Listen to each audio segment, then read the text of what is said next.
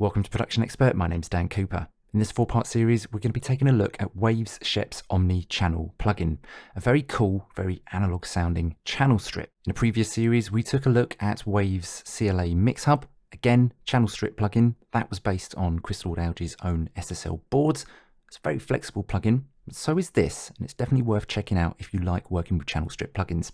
Now, it's similar to the CLA Mix Hub in layout, meaning we can move our processing modules around like this very simply. If we wish, we can load an extra Waves plugin into the chain. Of course, move that about and reorder as well if we wish. But before we go any further, let me show you around the plugin.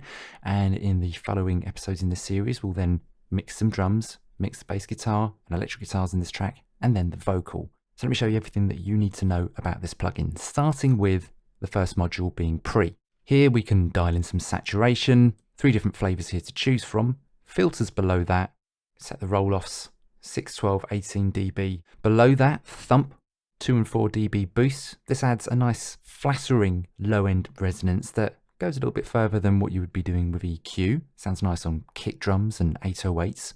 Now each of these modules can be expanded. Click this little symbol at the top there so you get a larger view. And you'll notice at the top here, we've got different modes. We're working in stereo at the minute on default. You can flick this across to duo. Notice at the bottom, L, R, and mid sides. And those L and R labels are replaced with mid and sides. And you can set those independently there, which is very nice indeed. Let's drop out of this and look at the next module, being gate and expander. But if we expand the view, we'll find a few more controls that you may find useful. One of which being the sidechain down here, which you can use to hone and focus, let's say, your gate.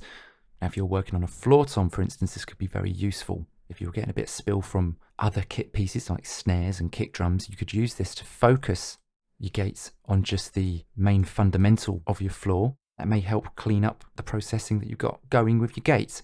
Now, if you like to range, for instance, and you wanted to apply this to another tom, you could use this link control, scroll that, and you can see they both move together, which is nice. So say your floor tom could be within this range, your next tom up, maybe your rack toms could be around about here, and maybe high tom a little bit higher up still. Moving across to the de-esser, I say de-esser, we've got 2 of them here. You may feel that's overkill, it might be for some.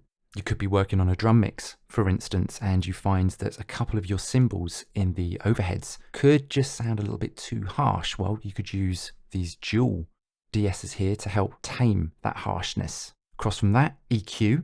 Again, let's expand this out. All pretty self-explanatory, very analog sounding, I might add as well, which you'll hear in the following episodes. What's nice here is that you can also solo bands to help you really hone in on maybe pesky resonances or areas that you want to adjust.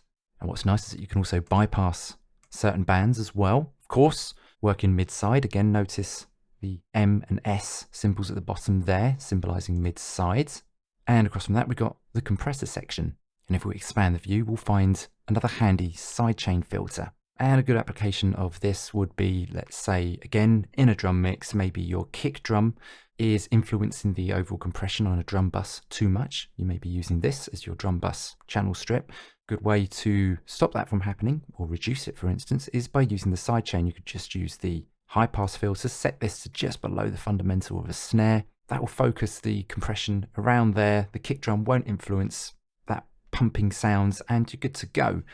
Now, as I said earlier, these can all be rearranged. I've just shown you in order of this plugin as it loads up by default. On the far right hand side, we've got our main metering, VU, input and output, monitoring stereo, left, right, mid, sides, and we can sum in mono. And last but no means least, if you needed to, you've got a brick wall limiter on the far right here as well. So now that I've given you a very quick overview of what Waves Scheps Omni Channel has to offer, let's move on and mix some drums. So be sure to check out the next episode.